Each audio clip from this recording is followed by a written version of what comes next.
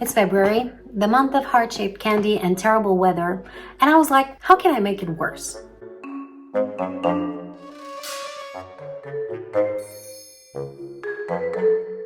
I am worldwide famous among my friends for being a romance hater. It's not that I dislike people being in love and happy, I just don't like reading about them expressing it. I find it either boring or cringeworthy, often both. But it's February, and I would like to try and melt my frozen heart and maybe even develop some unrealistic expectations, if we're lucky. And what better way to do that than spending a week reading the best and most viralistest romance books out there. By the way, this is gonna be a long video, so timestamps in the video description, etc, etc. We will begin this experiment by going to the internet streets to find the most swoon-worthy romance books out there. I wanted to do a combination of contemporary, historical, and fantasy romance in order not to get myself bored to death, but we'll see how we go about it. Okay, where do we begin?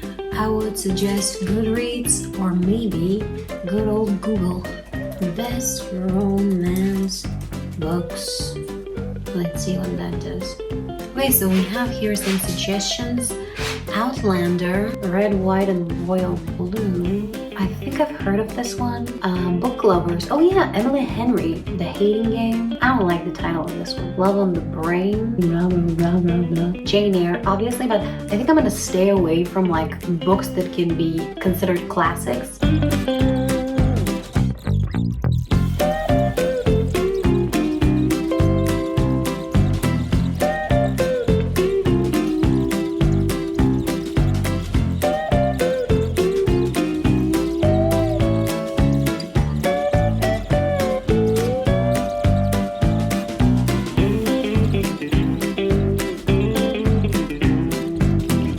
Okay, I think I had enough. I've gotten a lot of information, a lot of pointers. I have a list, a big list of books that could be the ones, and now I need to find whether I can actually purchase them anywhere. And now, armed with that knowledge, let's go see if we can score any of these books.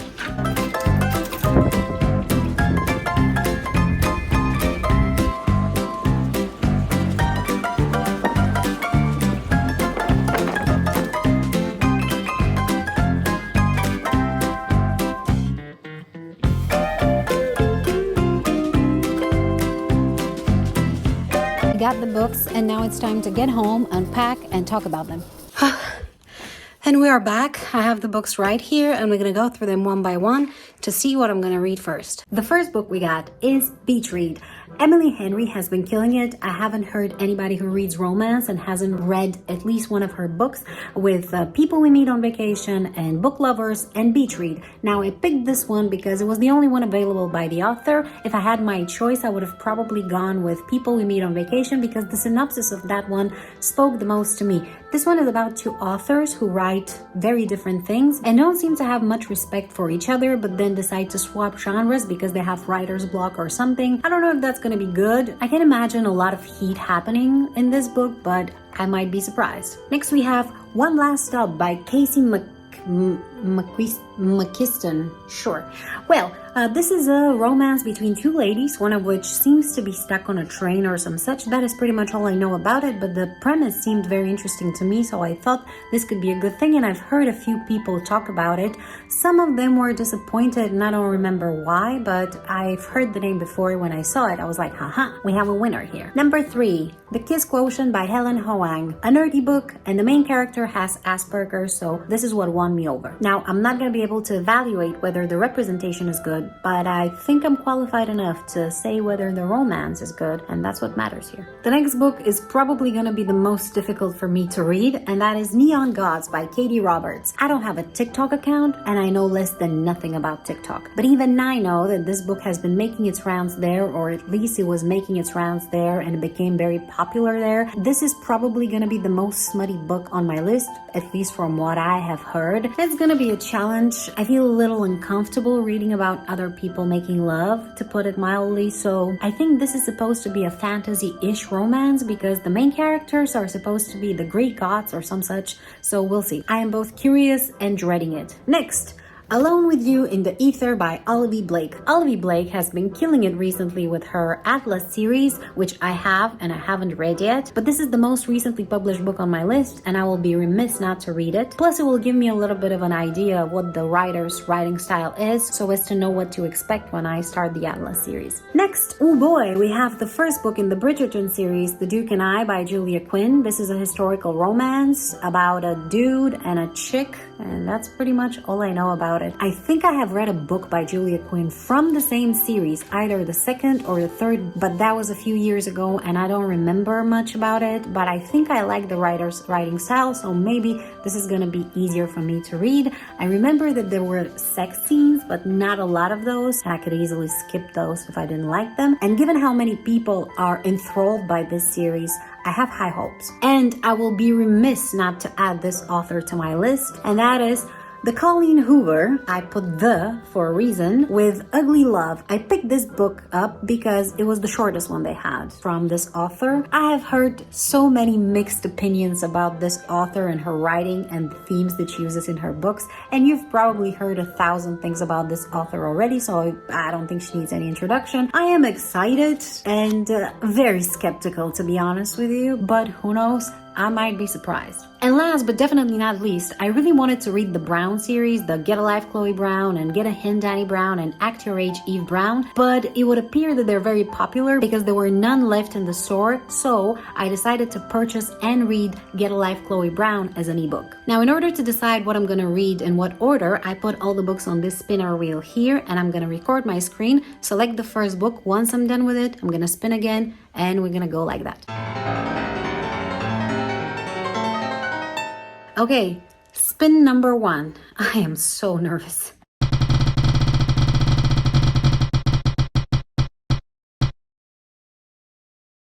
Alright, we're gonna start with Alone with You in the Ether by Olivia Blake. Cue the vlog.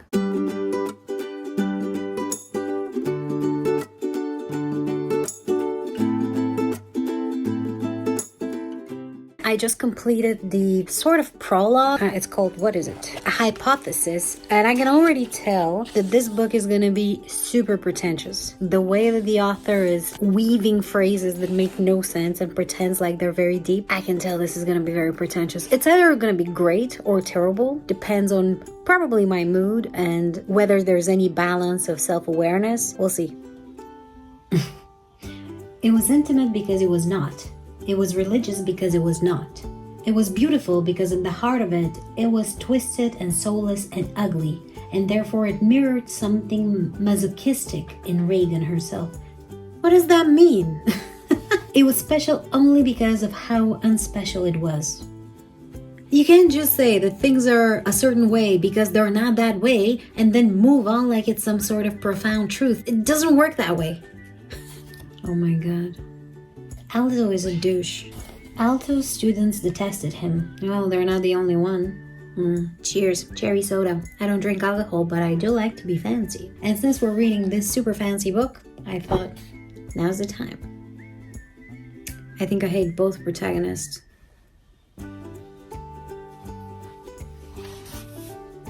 Page 63. Reagan says, I don't like surprises. Lady, you just spent a chapter complaining that things are predictable.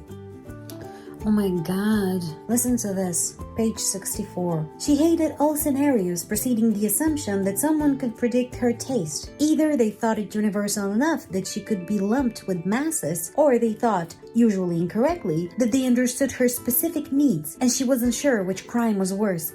Could you be more pretentious? Could you just not be this sort of a douchebag? Be so self-centered? Sometimes people are just trying to be nice. Why do you have to make everything about you and everything so complicated and look for a string attached behind every interaction? It's so annoying. Only somebody who thinks of nothing but themselves can be this sort of unbearable.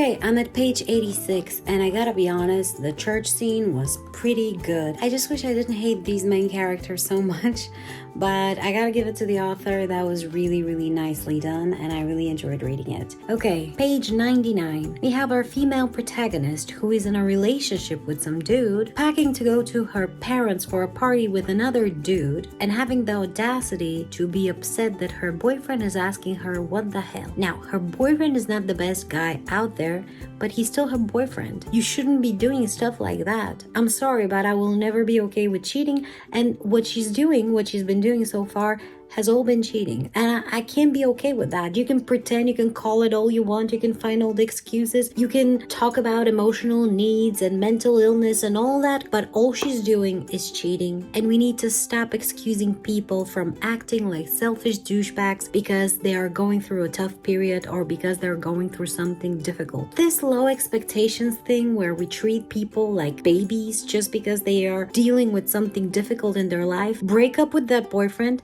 and go and be with the other guy who you obviously like. Or don't be with the other guy, be by yourself and heal and whatever. Stop trying to have your cake and eat it too. It's not hot, it's not relatable, it's just a selfish thing, that's all it is. And cowardly too, may I add. Page 111, and these two geniuses are now having a conversation about how, in his opinion, her heart requires a set of keys to be opened, and she doesn't give them to people all at once, but one by one.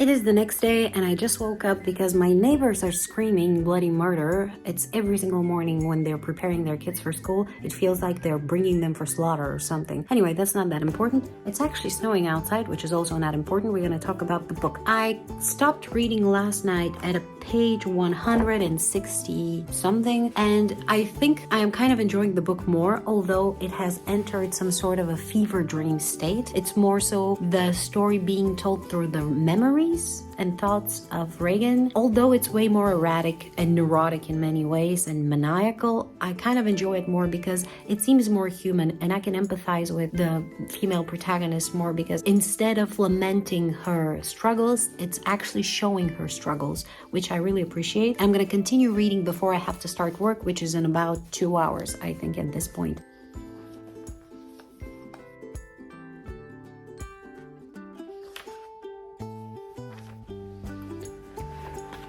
Okay, page 253. And I think I managed to finally distill my problem with this book, and that is that it's pretentious. And I already mentioned that in the beginning, but I only meant it in terms of writing style at the time. What I have discovered so far, and I'm like, 10 pages from the ending of this book, is that this book is pretentious in its philosophy about humanity, about love, about all of that. It's trying to make us hyper empathetic, I'm guessing, with the main characters, but all it does is make me hate them. Let me read to you. "Oh, it's pretty," remarked someone beside him, pointing at Reagan's work. And Aldo turned his head, suddenly irritated. "It isn't pretty," he wanted to say. "It's lonely, it's desolate, it's chilling. Portrait of vastness. How ignorant you to look at this and diminish it to some kind of trinket. Are you dead?" They are standing in a gallery, looking at a painting. He doesn't know this person. He's portrayed like this guy who's too much in his head and ignores other people and never pays attention to them. And you know what? He is. And the only time he pays attention to people is to put them down. That's all he's been doing this entire time. And he's not the only one. And I'm tired of this book. And there it is. Page 256. Because you and I, we are so different, aren't we? And yet we are more like each other than the rest of the world is like us. Nobody else is like us. We're so special. That's what this whole book is about. This entire message of this whole book. Rules of common sense and politeness don't apply to us because we're special.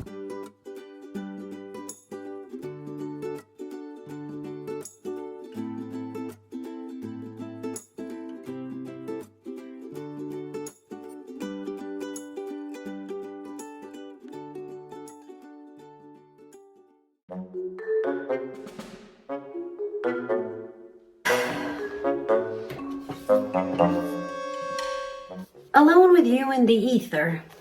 A love story. A love story, alright, between two douchebags and their own selves. Neither of these so-called people had any human relatability, nor a thought about anything else but their own selves and how the universe revolves around them. Reagan was an erotic mess who was happy to live a life free of morals or responsibility because she is wounded. Yeah, sure honey, go ahead, the rest of us are breezing through life here. So no need to spare a thought about anybody you might be hurting as long as you had fun that day, I guess. She is also so judgmental, making conclusions about people after spending all of 10 seconds with them and based on one sentence they uttered or a smile they offered or a look she interpreted a certain way. And I'm sorry, but implying that somebody is lacking girth just because you didn't like them is neither an argument nor a good comeback, nor speaks of any particular intelligence, a quality of which she apparently has an overabundance. The other main douche, Aldo, is much the same, only slightly less maniacal. This book is trying to bring attention to the emotional struggles that a lot of people in the modern society are going through, and through that gain some relatability. But it's precisely this overfixation on the self that is the source of a lot of the anxiety and lack of purpose, at least in the majority of cases. Now, I'm not a psychologist, but I do have some experience, so I'm looking at this book through the lens of said experience. And to be honest, this book does way more to glorify said struggle than offer any sort of respite or original point of view. But what I hate the most about this book is the lack of any sort of chapter indication. No number, no title, no nothing, just a random break in the text, which is frankly barbaric. And this writing style with the need to describe the different narrators for different situation, I fancy the author was trying to write a script for a movie, like The Tree of Life style love story between two unique souls, for example. What she ended up with is a pretentious, self-centered wank. Both main characters alternate between unbearable and slightly less unbearable. The writing style is pompous, meandering, and meaningless adjacent. There were some good scenes here, in fact great ones, for example the church scene or when Reagan was cutting Aldo's hair. Those were great. The problem is that they were tainted by the fact that she was cheating the whole time. The beginning and the ending of this book were both pseudo-intellectual drivel about the meaning of things and how nobody understands. The middle was a fever dream of unhealthy over-attachment, possessiveness, and mania. If I hadn't read this book for this reading challenge, I would have probably DNF'd it early on, and I kind of wish I had. I gave it 1.5 stars. In terms of heat, I would give it 3.5 to 4 out of 5. Okay, now that we're done with this first arduous experience, it's time to pick the second book and let's hope it goes better. Screen recording. Okay, spin number 2.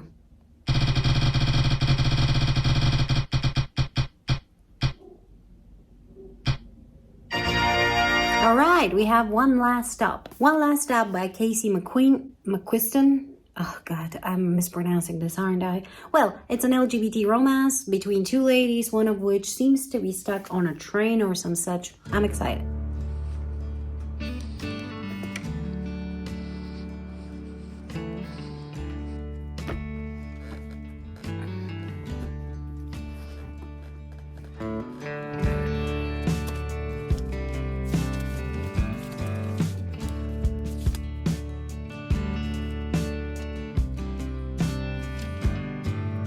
Alright, so I have just completed chapter 2 and read like 3-4 pages of chapter 3. I'm at page 45, and what do I know so far? First of all, the main character seems quite likable, or maybe in comparison with the characters from the previous book, even more so. I do like the love interest. I didn't know that the fact that the girl is stuck in the train was not revealed in the beginning. When the book was described to me, that was one of the first things that people said, so I didn't know it was a spoiler. So there you go. I'm sorry if I spoiled it for any of you. But yeah, the love interest seemed quite nice. I like them so far, and I like the setting. I like that it's in New York, and I feel like I can feel the atmosphere as well. I like the train situation. I like the place where our main character is working, and also it just got revealed that her uncle went missing like in 1970 something, and her mom has spent her entire life looking for him, and that she is also, wait, what's her name? August. Yes, how can I forget that? And August is helping her, or at least her mom is constantly recruiting her to help with that.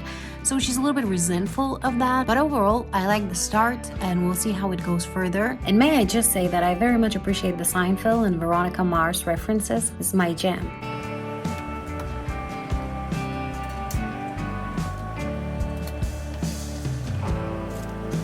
Okay, page 81, and may I just say that humanity can go through ages, eons, and fashion could change, and trends could change, and relationships could change. Stop playing with my cable. But women somehow will still find leather jackets very attractive, apparently. This is the second romance book I read in 2 days, and the second time where the romantic interest is wearing a leather jacket and smells like leather. Talk about cliches in books that try to avoid cliches. Okay, page 135. I feel like I'm missing something here. We got to a situation where our main character, August, is trying to help Jane figure out why she's stuck on the train. But it seems to me as though up until that moment, we didn't see them interact that much. We saw them interact exactly twice before that, and then we were told that they interacted and got very close. But we didn't see any of this until the moment where they actually talked about the fact that Jane is stuck on the train. Like, we didn't see any of that, and all of a sudden, August is so much into her. I wish that there was a little bit more development before we got to, oh my god, I'm so entranced by her. And after that, when they started trying to figure out why Jane is stuck on the train, I have two complaints. The first one is that this is a very interesting concept, yet the author has made it sound very boring. Like, nothing is explored too deeply. People are taking the news that there is this person stuck on the train since the 70s like, oh, this is something very exciting. Like a nice new nightclub or a shiny new TV. I don't see the appropriate level of shock or any of that. Not to mention that the second thing I wanted to complain about is that I can see the author trying to put some flirting between Jane and August, and I'm not feeling it. Like, I'm not feeling the heat. There's no angst. I'm told that one of them is excited, but it's not shown in any way. I don't know. It's very stale, to be honest. Don't get me wrong. I think I'm having a better time reading this book than the previous one because I'm not annoyed all the time, but I feel very flat about this whole thing.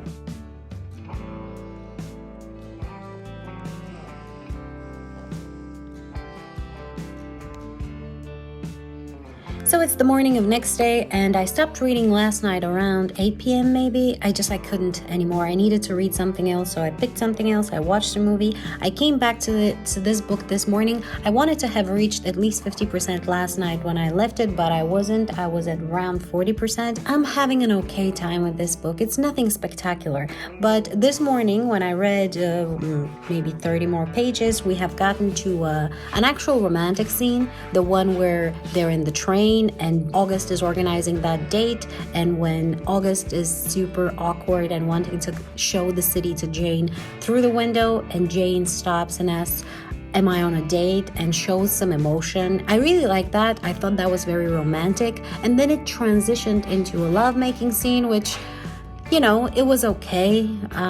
It was okay. I'm not a big fan of reading love scenes. It feels voyeuristic, but I decided to go for it, and it was okay. So basically, we got some romance, we got some heat. Let's see how it continues. Overall, so far, I feel okay. So I have reached, what is it? Chapter 15, which is kind of around the end of the book. And I don't know what to tell you. This feels like a sitcom/rom-com with a sci-fi twist. And I think the biggest problem this book has so far, besides the fact that the romance is a little bit stale, is the fact that she cannot decide what she wants this book to be. It's all together, way too many things, and nothing is paid enough attention to, and it all kind of seems stale, so far at least. Otherwise, I think she had a very nice original idea. It's just that the execution, in my opinion, is not ideal. Let's see how the book is gonna end, and then I'm gonna give you my full opinion about it.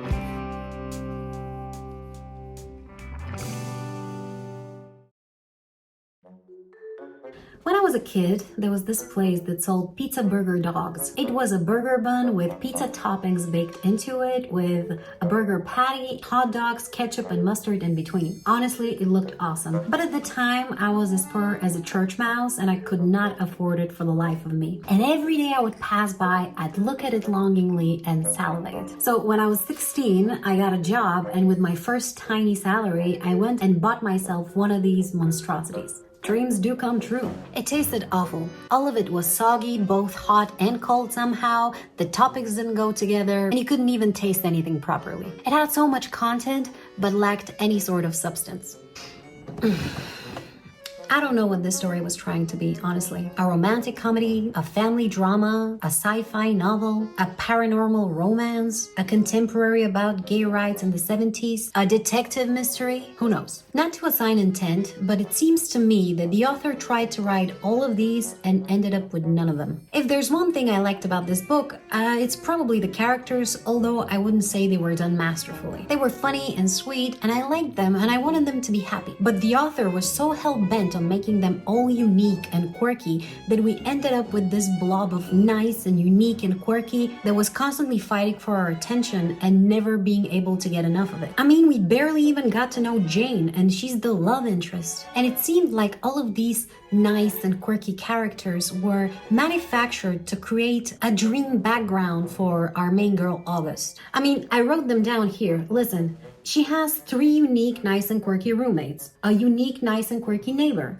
a few unique, nice and quirky colleagues, a unique, nice and quirky place of work, a unique, nice and quirky love interest, a unique, nice and quirky mother who has a missing, unique, nice and quirky brother, etc., etc. That's not even all of the people jammed in this book. Each of those had a separate plot thread, and August had to somehow participate in all of them. At some point, it became too much, and because not enough attention was paid to any of them, I ended up being lukewarm on pretty much all of them at best. I mean, this book is over 400 pages of things constantly happening, but when I think back on it, all I can remember is being vaguely bored. When it comes to the romance, I just didn't feel the chemistry between August and Jane. There was not enough shared between the two of them to justify any sort of connection, at least not the type of connection that the author was trying to portray.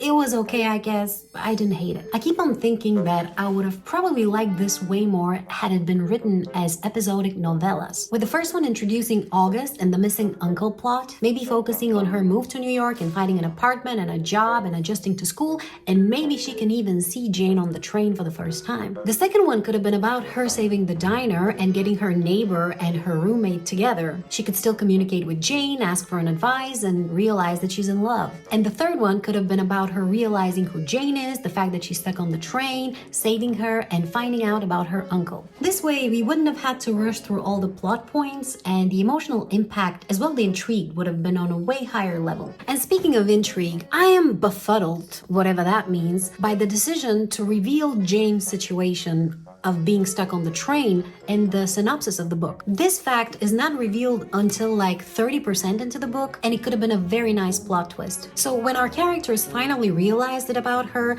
instead of being, yeah, what else is new, I would have been excited and shocked probably. I'm assuming they were trying to make the book appealing to potential readers, but I am sure there has to have been a better way to do that than blurt out one of your most impactful twists on the back of the book. It's like picking up Dr. Jekyll and Mr. Hyde, and on the back of it, it says, this is a book about this guy, Dr. Jekyll, who takes a drug and turns into Mr. Hyde, but nobody knows it's him. Enjoy. Also, please don't bug me about spoiling that. It's been 150 years. You could have read it. Anyway, it was an okay book, but slightly disappointing because it could have been so much better. I gave it 3 stars. In terms of spice, this is 4 out of 5.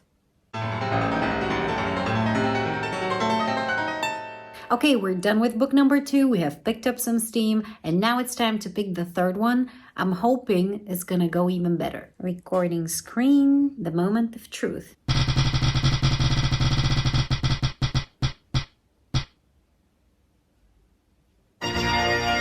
All right, we have The Duke and I by Julia Quinn. This is a historical romance and the first book in the Bridgerton series, which spawned the Netflix show Bridgerton. This should be fun, I think.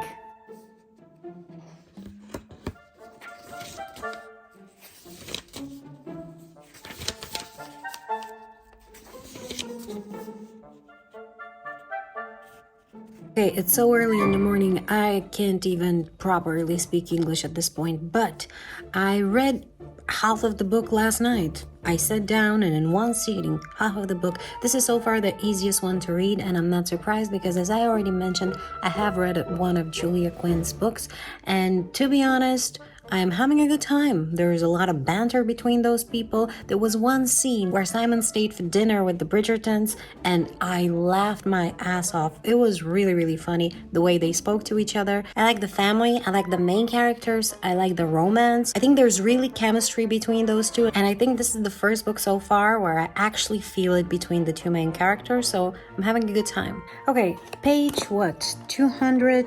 Page 200.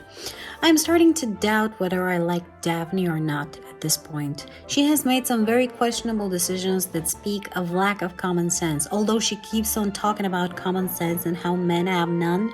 But she's the one who knowingly entered into a situation that's gonna ruin both her reputation and possibly a man's life. She was the one who dragged Simon to the garden, and granted, he is a grown man and has agency, but it was her idea. She was the one who started it all. What did she expect was gonna happen? And then with all that done, Simon is being blackmailed to marry someone. Now, I understand, again, that he's a grown man and he has agency, but so does she, and I don't approve of this behavior of devil may care, whatever happens, and then everybody has to bear the consequences of this woman's decision. So despite everything I read so far, I am starting to give Daphne the side eye. Okay, Simon and Daphne are finally married, and may I just say that Daphne and her mom's conversation about marital duty was one of the funniest things I have read in a long time. That was great. Okay, just finished chapter 18, and what the actual hell? Can somebody explain how is this hot in any way? Or how is this fair in any way? The actions of Daphne in this chapter ruined this entire book for me, no questions. Terrible.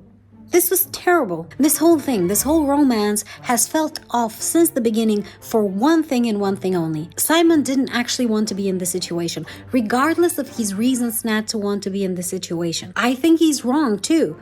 But the fact is that he didn't want to be in the situation. She made sure to put him in it and then dragged him all the way there. And despite the fact that he lied to her, it still doesn't matter because the result would have been the same. And I can't feel bad for her, which is obviously what the author was trying to make me do, because she acted horridly. What she did in chapter 18 to him is horrible. Honestly, it started so strong and it disappointed me so bad. No words. Oh, and her ponderings afterwards, listen to this, page 291. Or maybe she closed her eyes tight. Maybe it had happened the other way. Maybe she had taken advantage of more than the moment. Maybe she had taken advantage of him. Oh, you think? There is no taking advantage of a moment when another human being is involved. I cannot believe what I'm reading.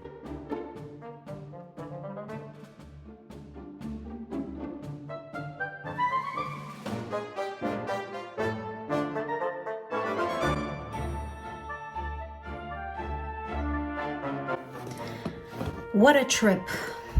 The Duke and I is a book about a young woman who wants to marry but nobody wants to marry her, and a dude who ladies are lusting after but he doesn't want to get married because his dead father was a douche and he didn't want to continue the bloodline or some such. That'll teach him, eh? Yeah, it's moronic. These two geniuses bump into each other and have the brilliant idea to fake date in order to make sure that the ladies leave him alone and the gentlemen gain interest in her. Because who doesn't want to marry a guy who's so easily swayed by vanity? Long story short, they obviously fall for each other and make out behind the bush. They get caught, and Daphne's brother decides to kill Simon, who even under the threat of death doesn't want to get married. So she pressures him into it, he finally accepts, and they live happily ever after. Oh, until she assaults him. Yeah.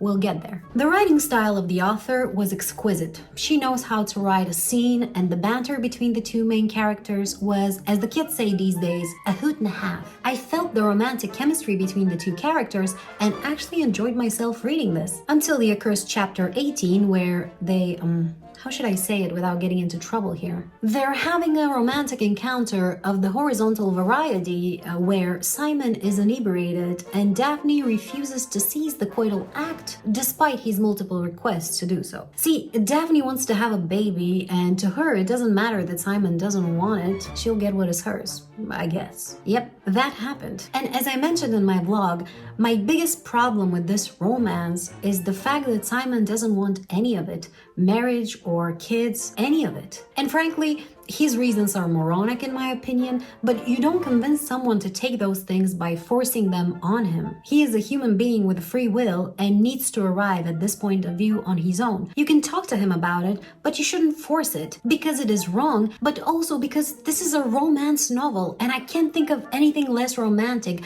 than forcing somebody to be with you. And I would like to make it clear that I don't have an issue with this type of content being in books. It is a thing that happens, and we can and should talk about it. What I'm taking an issue with is, number one, the fact that this is a romance book and this is somehow part of the romantic plot of the romance book. And number two, the resolution of this conflict. It never gets thoroughly addressed. The main character spends all of one sentence internally debating whether she was wrong or not, which never goes anywhere, by the way, and never apologizes for it, never truly regrets it. What she ultimately regrets is the fact that it doesn't yield the result that she was hoping for. She basically violated her significant other, and only when that didn't work to give her a baby, she had a conversation with him about it and all that. Now just imagine if the roles were reversed and it was the husband who had done this to her. There'd be a proper pitchfork fest, not a Netflix show. So we're supposed to just forgive and forget and move on because main character? Nothing to see here, peasants.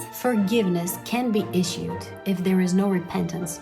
Not for me, at least. That's my problem. And because by its nature, a romance focuses on the happily ever after for the main characters, if I don't like your protagonist, I can't like your book. Until chapter 18, my rating would have been between 4.5 stars. After chapter 18, I rated it 3 stars, and upon further consideration, I dropped it down to 2 stars. The only reason this book is not 1 star is because, much as I hate to admit it, the writing style of the author is phenomenal. She knows how to write. And I was really enjoying myself until chapter 18, that is. The book is not without merit, but I have never seen another book crash and burn so spectacularly. In terms of spice, it is 5 out of 5.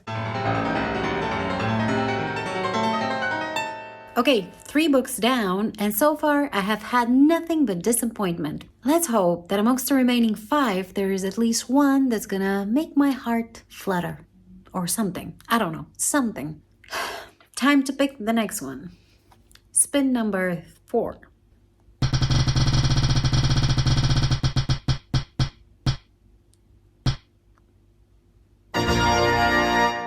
Ugly Love. Yowza. This is Ugly Love by Colleen Hoover. I have never read anything by the author, so this is going to be an experience. I have heard so many opinions, so there isn't any possibility for me to be completely impartial. But I'm excited. I'm happy I'm tackling this one this early because I think this was the book that I was the most worried about so far. Considering how this reading challenge has gone, I think I can handle a little more disappointment. But let's give it a fair chance anyway.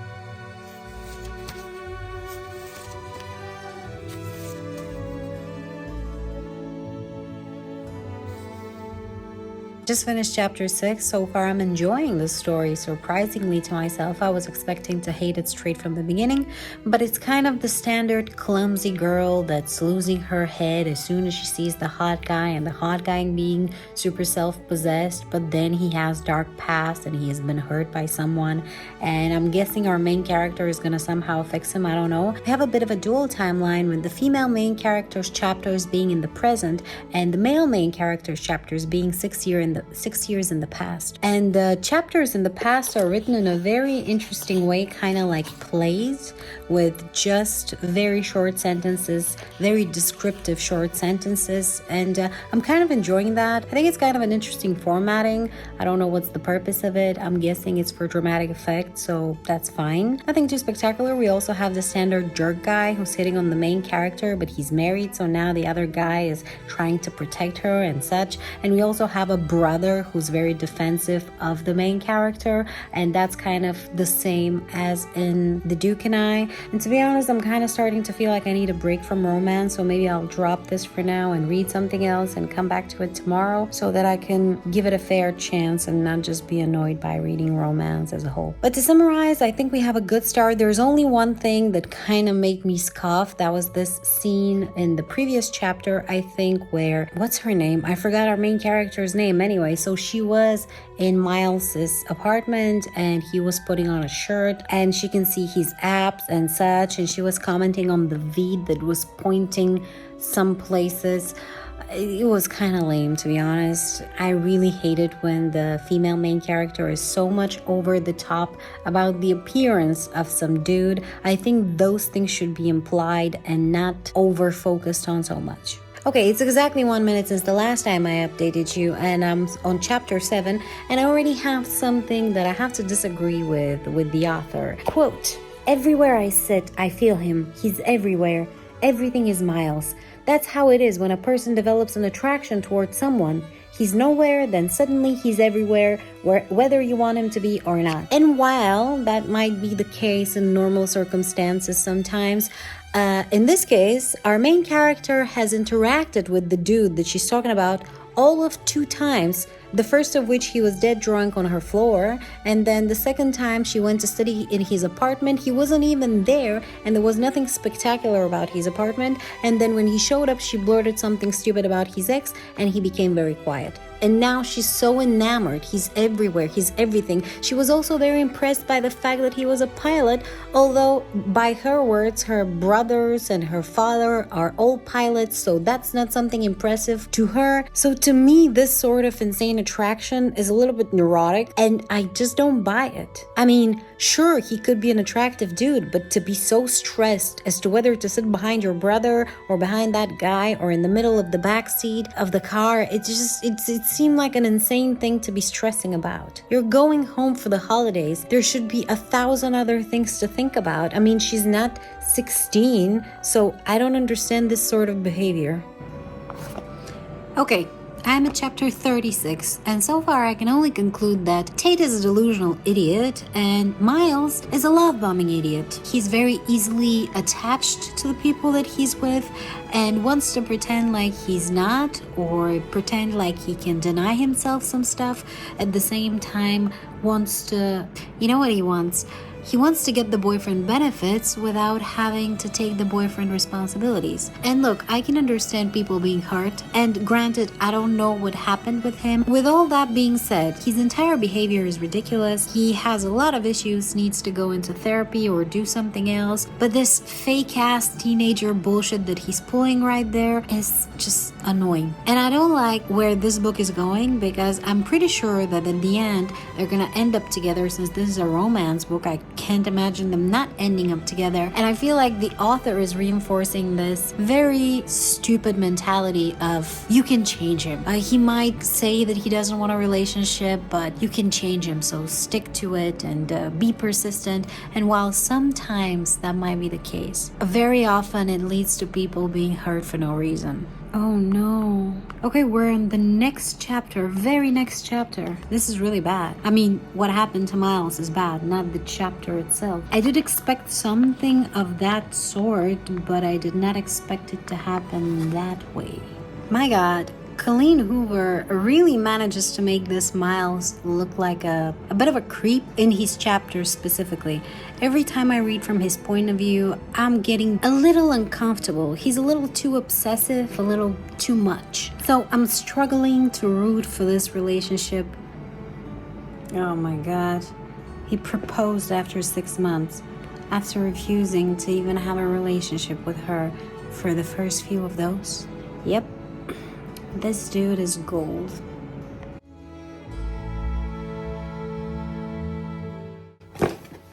The big one, Colleen Hoover, the titan of romance or something. An adult novel about a woman who is supposedly too focused on work to have a love life, and a guy who refuses to be in love, allegedly. The guy, Miles, has suffered an admittedly terrible emotional trauma in his late teens and refuses to be involved with anyone until he meets Tate, who starts sleeping with him and ultimately cures him of his trauma with her hotness. Also, he's a pilot, which is pretty much irrelevant, but is mentioned on every other page, so I'm assuming that the author has a thing for pilots like the rest of us. The author has a pretty good and engaging writing style. She knows how to write attraction and is very good at helping women develop some great unrealistic expectations. I also like the pacing, made it so easy to read. And the dual timeline in the book worked quite nicely. The desire to know what happened in the past made me read the last 60% of the book pretty much in one sitting. And the trauma Miles suffered delivered quite the gut punch. I was impressed. However, I did not really enjoy the romance,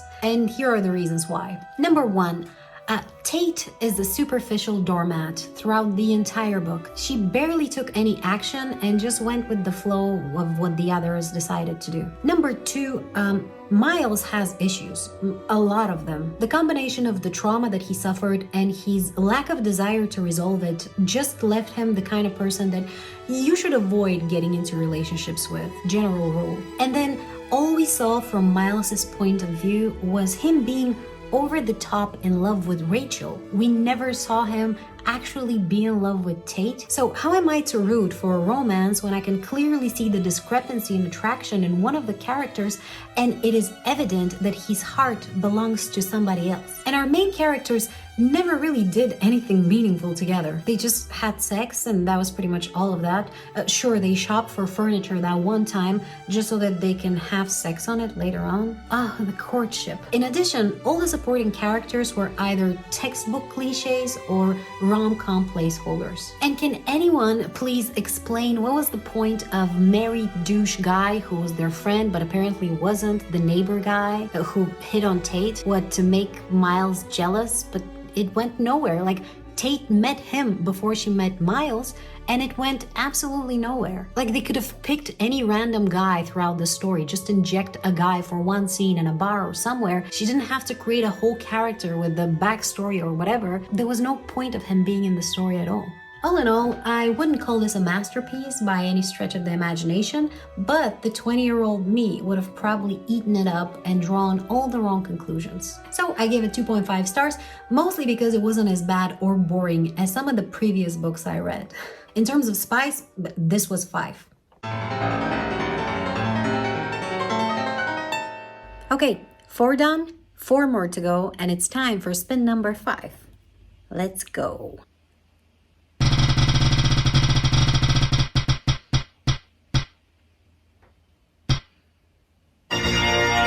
Alright, we have The Kiss Quotient.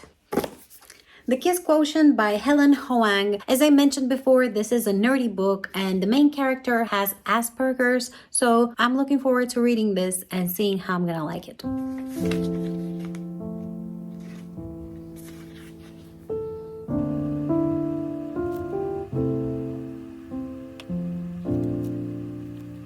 Okay, so I have read all of 10 pages from the book and I'm on chapter 2, just started it. From what I can tell so far, we have this nerdy girl that has Asperger's and a little bit of an issue with physical contact, and we have her parents who are pushing her to have grandchildren and she's considering what to do. She has this talk with a douche from work and he tells her that she needs more experience because men like that, and she, being the pragmatic person that she is, decides that it's best to hire an escort because they're clean and discreet and she wants to get some experience that way. And the second chapter is from the point of view of, I'm guessing, said escort. He's just contemplating the bills that he needs to pay and how he's gonna do it, and he's remembering his old life. And while Stella, was it? Yes, Stella has no sexual experience but a lot of money, he has a lot of sexual experience but no money. So I'm guessing this is how it's all gonna start. I'm curious to see how things are gonna happen and how the author is gonna inject heat into that. So far, kind of interesting, but nothing too spectacular. I'm gonna predict from now that this is gonna be probably a 3-star book if the author doesn't do anything crazy bad or crazy good. We'll see. Oh wow, a lot of swear words. Did not expect that.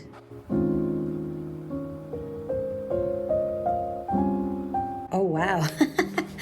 Okay, so I'm guessing Michael became an escort to spite his dad or some sort of revenge. Just to quote, the taboo nature of it had been enough in the beginning, but after 3 years of escorting, that was pretty much old hat. The revenge aspect still satisfied him though. Look at your only son now, Dad. I'm not sure how I feel about that. I mean, I don't know who his father was and how he treated him, so I'm gonna reserve judgment. Or maybe not. I think it's stupid to become an escort to spite somebody or for revenge reasons, but let's see how this works.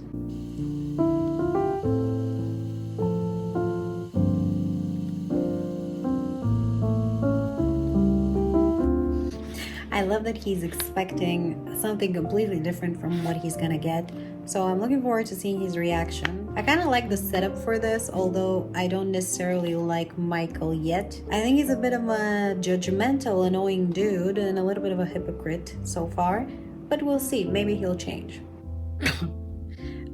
Mint chocolate chip is the best ice cream flavor? Green tea? They went to a gelato store and bought chocolate chip mint and green tea? What is this, aliens pretending to be human? In what world are those your choices when you go to a gelato store? It's like toothpaste with dark chocolate and bitter ice cream? None of these should be ice cream flavors. You can fight me on that. Both of these people are insane. Oh please, who doesn't like kung fu movies, acting like it's some sort of special superpower? No other girl ever showed interest in those things? I seriously doubt that. I don't know a single person who doesn't like kung fu movies. Oh, they're throwing the love word around already. You people know each other for what, 2 weeks? I love it when a woman writes a romance book and then tries to emulate male thoughts and his points of view, and it's always something like, he couldn't keep his hands away from her, oh he couldn't possibly, nothing has ever felt so special. And I'm like, we don't even know what men think about, how they experience emotions. And it's just funny to me that it's all these female fantasies, how we imagine men are and how they dream about those things. I mean, I'm not saying that's not the case, I'm just saying that it's a little, it just sounds unrealistic. That's all. I think that's one of the reasons why I'm having a hard time taking romance books seriously. I gotta say, Stella is probably my favorite female protagonist in all of the romance books I read so far. She's so painfully pragmatic. She's a workaholic. She tries to plan for absolutely everything. I think this is my favorite kind of person, such that even when they're confused and unfamiliar with a situation, instead of folding in on themselves and crumbling that the world doesn't understand them or they don't understand the world, they try to be prepared. I really like Stella. I don't know how I feel about Michael. I don't buy him as a character. Does that make sense? What I do like is his mom. Now she's perfect. I'd love to hang out with her. Oh my god, listen to this. Everything inside Michael stilled, and cold rage spread outward. With the training he did, he wasn't the kind of person who could pick fights, but he could sure as end them. I mean, what her coworker did was a terrible, terrible thing. Absolutely harassment. However, the way that the author wrote this scene just makes me... It's this cliche scene that's in every other romance book. And I'm not saying that that's not the proper reaction. And I can understand why he's angry, and I think she should file complaints, and I think he deserves to get his ass a little bit kicked. What I'm objecting to is the way this scene was construed. A martial artist and... With the type of training he was taking, he didn't start fights, but he sure as hell could end them. Like, it's this faux badassery that just makes me laugh. It's a little too edgy, wannabe, I don't know. Needed to mark her as his... Who says things like that? Who thinks things like that? It's just weird. Okay, how slow is this guy? She already admitted to him that what they're doing is not just for the teaching or whatever. She admitted to him that she's obsessed with him, that she wants to continue things. And she also told him that the kiss from the other guy didn't feel right because it wasn't him, it wasn't Michael. And he still thinks, she thinks that this is just, arrangement, and she will be so much better with her next guy. Verbatim, she said, I'm obsessed with you. And he's still pondering her being somebody else's. It's only up to him to continue this relationship. It's nothing else. It takes nothing else. Are you kidding me? This douche, he just broke up with her because he didn't think there was proper future between the two of them, and she gave him all the reasons to understand that she's actually into him and wants to continue with him. I mean, she told him that verbatim. And the douche is like, her obsession hadn't been strong enough to stand up in the face of his family's criminal past. When you told her about your family's criminal past, she hugged you and wanted to be closer to you. And this is the moment you chose to break up with her. She knows who you are. She knows what you do. She knows who your family is. And she still wants to be with you. In fact, even more because of all of those things. And then you reject her and have the audacity to cry that, oh, her attraction wasn't strong enough. Give me a break.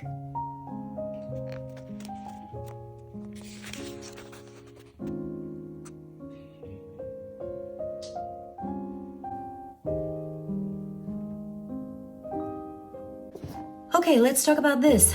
Stella is a nerdy rich lady with Asperger's who decides to hire an escort so she can get some sexual experience and get over her fear of physical contact, not necessarily in this order, in a safe environment. Michael is an escort in need of cash who's about to get hired by Stella and about to get the surprise of his life when Stella doesn't turn out to be an aggressive middle-aged woman. They fall in love very quickly and everybody lives happily ever after eventually. Despite all my ranting during the vlog, it was a nice book. It wasn't terrible. It wasn't spectacular either. Just nice. The things I liked about this book were, mostly just Stella's character. She was awesome. The way she saw the world and interacted with it was pure gold. I liked her so much. Halfway through the book, I found myself wishing we were friends. Michael, on the other hand, he was nice. Too nice, in fact. His entire persona was so specifically crafted to make it seem a little unrealistic for him to exist. He was painfully handsome yet insecure. He was a clothes designer who trains martial arts. He was an escort who is super possessive and monogamous. He just felt like something that just doesn't exist. Maybe it's just me. And the relationship between the two of them was a little too sweet to be believable. I mean, I know this is a romance, but it was kind of a little bit, The obsession he developed for her from the get-go was frankly weird. A man who has had so many sexual experiences for pay, against his will, mind you, in a certain way, and hasn't been scarred by it at all, I just don't buy it. I kind of wish the book would have touched more on that. I think it would have been an interesting angle instead of just talking about his father issues. And the other guy who was running around Stella and trying to hit on her colleague douche guy, forgot his name, he was such a cliche that I just had to scoff. There were so many undeveloped threads, a few disjointed ones, and one that just came out of nowhere at the end with Stella creating the medical program to help Michael's mom with her medical bills. We never got a hint about it throughout the entire book, and all of a sudden at the end it just popped up. It felt as though someone shoved it in last moment to just solve Michael's issues. And what happened with douche guy who assaulted Stella? No resolution there. What about his mom who used to sleep with Michael? She was allegedly obsessed by him and now all of a sudden everything is gone. We didn't get any resolution there either. And what about Stella's family? I mean, they didn't like him when they didn't know he was an escort. Do you think they're gonna be very excited about him now? Never got any resolution there either. The book tried for the ultimate happily ever after, except missed the majority of the circumstances surrounding these two characters, I feel like. Anyway, it was nice, but wasn't the best. I gave it 3 stars overall. In terms of heat, this is a 5 out of 5. All right, 5 down, 3 more to go, and those are Beach Read, Neon Gods, and Get a Life, Chloe Brown. From all those 3, I think I'm gonna like Beach Read the most for some reason. I don't know why I think so. And I am the most worried about Neon Gods. I think this is gonna be a bit of a struggle for me, but we'll see. Let's not waste any more time and spin the wheel. Spin number 6.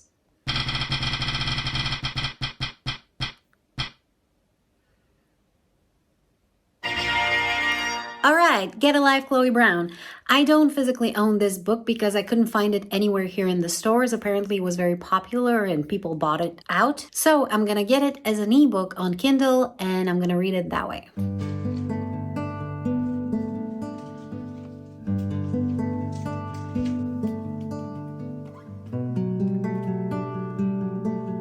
Alright, reading Chloe Brown, and I'm on chapter 2 at this point, I think.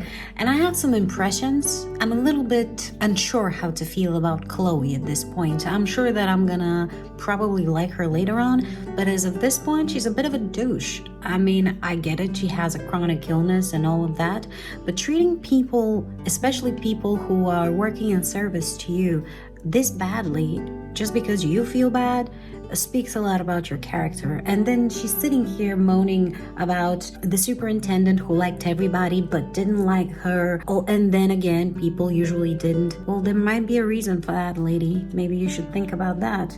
I don't know, maybe that's her arc. Maybe she's gonna be nicer later on. We'll see. But as of right now, I'm a little bit undecided about her, and I quite like Red. I think he's funny, and I think he has the type of personality that impossible not to like. The way that he treated the old neighbor with the issues with the casserole and the issues with the toilet, and how he reacted in this entire situation. The contrast between his inner thoughts and his actions was really, really sweet. Okay, 3 things. Number 1, forget what I said about Chloe yesterday. I completely changed my mind about her. She's really, really nice. I mean, she's not nice, but I can understand where she's coming from, and I think her type of personality is one of the personalities that I actually very much enjoy, and the people that I like to hang out with very often resemble her. So I have completely switched my opinion about her. I really like the banter between her and Red. I think they are very, very nice combination. I'm having lots of fun. There was the scene where they were exchanging emails or text messages or some such, and that was absolutely hilarious. Love it. Number 2, the relationship between Chloe and her entire family is phenomenal. Her sisters are my favorite, and Gigi, exquisite. And I think from all the 3 sisters, to be honest, I like Danny the most so far, although I haven't seen that much of her to be able to actually have a full opinion. Danny is hilarious, and I think they are just a perfect combination, the 3 of them. I like their banter, I like how they communicate between each other, their entire relationship. Again, Gigi, perfection, chef's kiss. And then number 3, Talia Hibbert is not shy about portraying very intimate scenes of self-satisfaction, if you get my meaning. That really surprised me. I don't know why I didn't expect that. I mean, all of those are romances and all of them portray intimate scenes very often, but this kind of, I don't know, hit me out of the blue. But yeah, I wouldn't say that I like it, because that's not the things that I like to read in books, but that doesn't mean that it was badly done. Just keep that in mind if you decide to. I mean, this is full of spoilers, so I don't know who's this video addressing. Anyway, and number 4, I tried listening to the audiobook for a little bit because I was really busy yesterday and I wanted to, make some progress.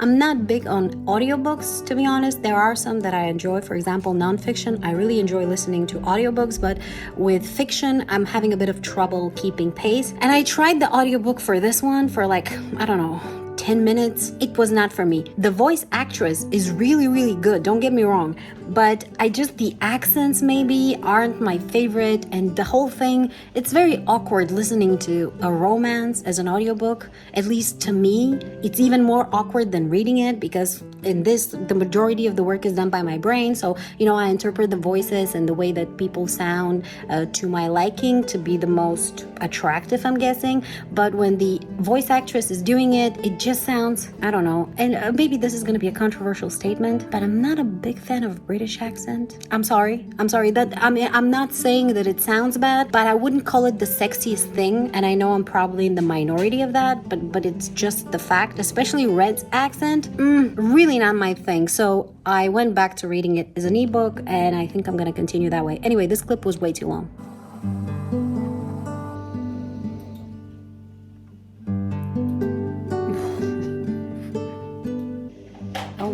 chapter 14.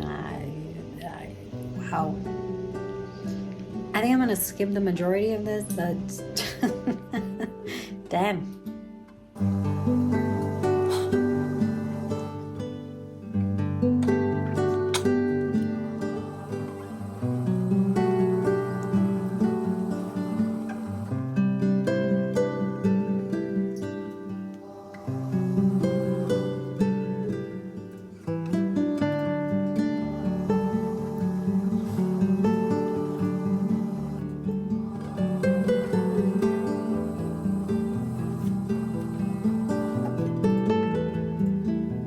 If there's ever been a word to kill the mood, it's the word knickers. Oh my god, could both of you be more dramatic? Chapter 21. Like, I like this book very much so far, minus the way too detailed love-making scenes, but I understand where their issues are coming from, and like, I get it, yet I don't like reading about it. I don't know what that says about me, but it's just kind of, I hate the misunderstanding trope, and here it was very easily avoidable. Obviously, there has to be conflict that has to be solved, but I hate that the author went there. Here with this scene, it was so easily solvable, and all this overreaction. Like, if Red is gonna overreact like that about something like this, I'm not sure how I feel about her being in a relationship with him, because yeah, we all have issues and we're all unstable sometimes, but this is too much. I have been in a relationship where the other person has been this either over jealous or has compared my behavior so much to the behavior of the previous one. And while it's normal to extrapolate conclusions based on previous experiences, you should be able to figure out that the person you were with before was extra unreasonable and extra bad.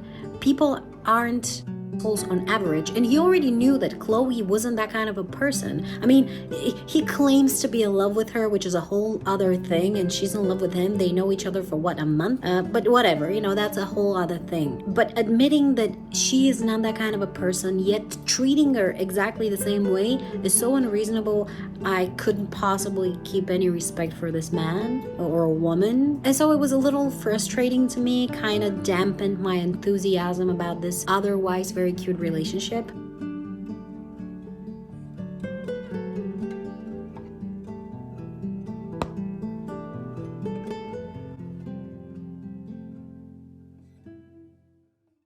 Get a life, Chloe Brown. Chloe has lost friends and love because of her fibromyalgia, which has caused her to raise walls around herself and resort to a borderline isolated life. After a near-death experience, Chloe, worried that there would be nothing to put on her tombstone, decides to make a list of things to do in order to get a life. Red, on the other hand, is an artist who, after a terrible abusive relationship with a horrible woman, decides to forsake posh life and art as a whole and take a job as a superintendent in the building where Chloe has recently moved in. After a bit of a dislike caused by a misunderstanding between the two of them, Chloe enlists Red to help her get a life while she helps him with his website and social media presence. I quite like this book. The main character is not the nicest person, but she's easy to understand and like.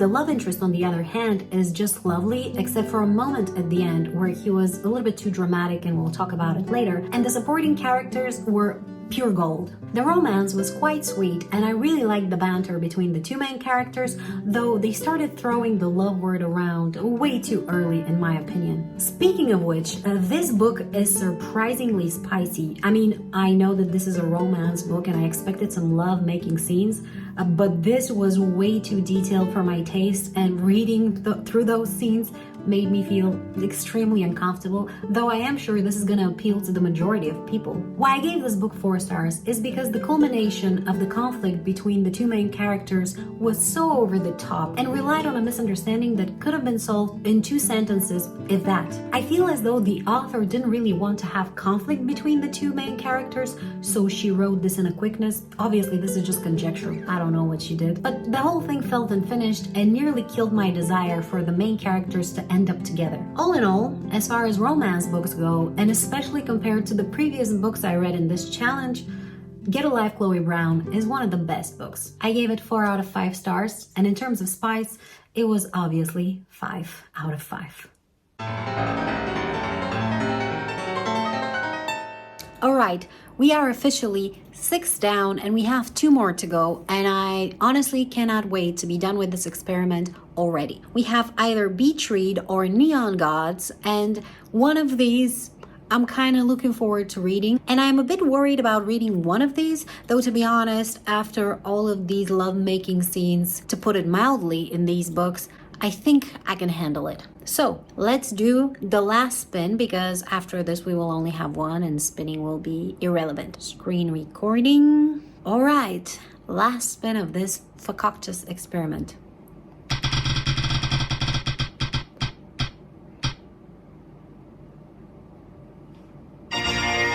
Alright, we have Beach Read. There it is, Beach Read by Emily Henry. As I mentioned earlier, I think this book is about 2 authors who write different genres and then decide to exchange genres to, I don't know, for some reason. And then apparently some romance is blossoming between the two. It is not beach weather, and I don't know how I feel about a romance of this sort, but I am still looking forward to reading it. Let's go.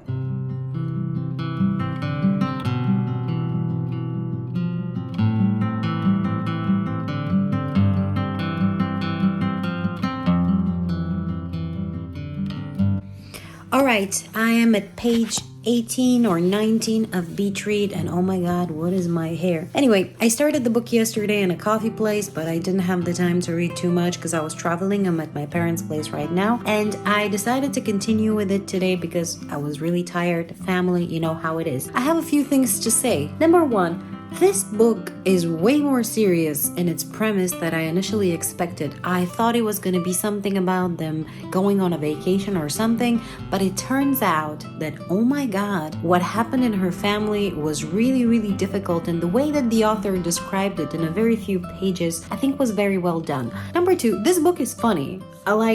The author throws some phrases that I really enjoyed, like using food jobs for currency. That was really, really funny. And then also geriatric adultery. And on their own, these phrases might not make so much sense as being super funny, but in the context of the sentences they've been used in, hilarious. And number 3, I am way more interested in the premise of this book than I am in any of the romances I read for this experiment so far. And that is a little bit unexpected because, again, I thought it was gonna be something sugary and enemies to lovers-y.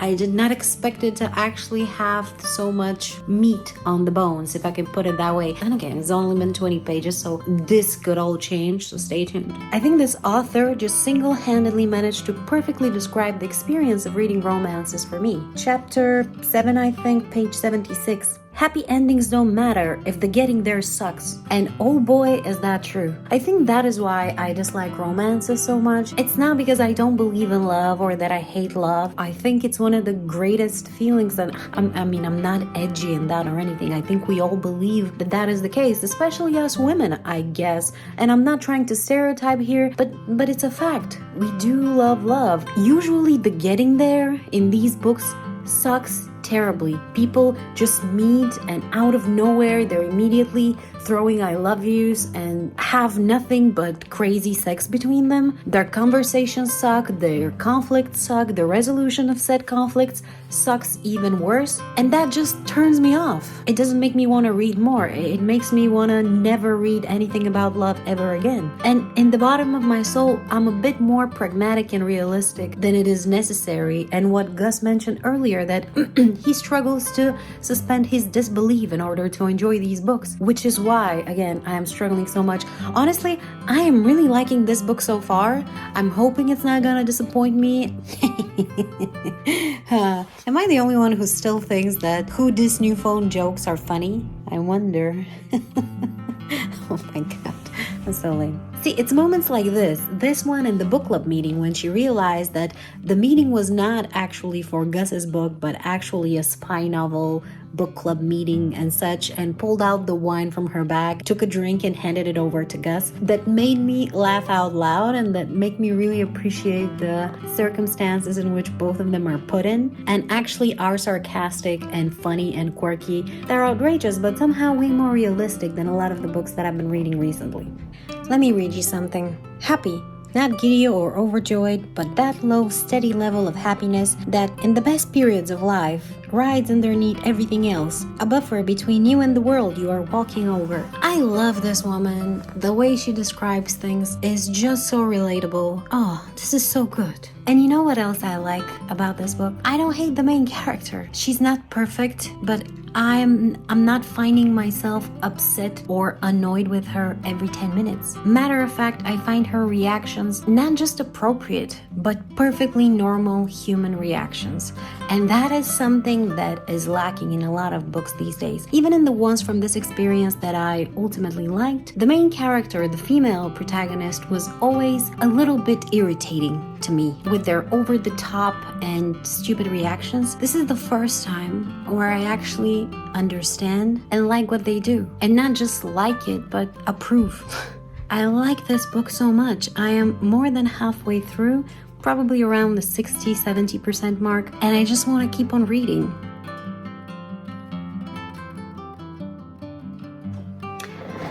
Alright, now you have to consider that I picked this book up after reading 6 romance books in rapid succession, and being a massive love hater, not my words, to begin with, I think it's safe to say that I was getting pretty tired of romance, a massive understatement. When I picked this book up, I initially intended to just read a few chapters and then continue with the rest of my day, but before I knew it, I had read the entire thing in pretty much one sitting. I thought this book was gonna be shallow. You know, a Starbucks matcha latte with caramel sprinkles on top, or whatever it is they sell. Type of giddy romance about 2 edgelords who are trying to outsmart each other on every corner whilst drinking pina coladas on the beach or something. And while technically I could have been more wrong, I would have had to work really hard. The book is about 2 aggressively normal people who are dealing with some hard times and happen to fall in love in the meantime. It's about facing the beating down that life gives us every now and then and the different ways we find to deal with it. It's also about stories and the strange paths they sometimes take in order to come to life. It's tragic and hopeful and sarcastic, not in the wannabe way, but actually, and funny and sweet, and I loved it. This is the one book from this experiment that squeezed 5 stars out of me, and I'm definitely reading more of Emily Henry's books. In terms of spice, I would rate this 4 out of 5.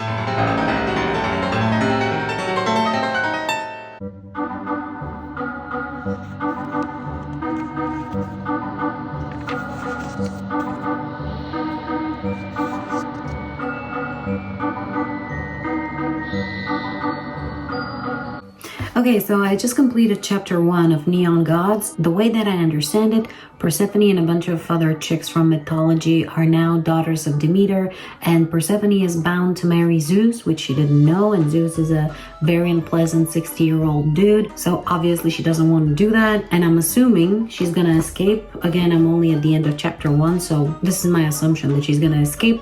Probably to Hades, who in this universe is some sort of a legend. A lot of people don't believe that he's real, but I'm sure that he is, and they're gonna get together. I have noticed that nowadays it's quite fashionable to romanticize the myth about Hades and Persephone.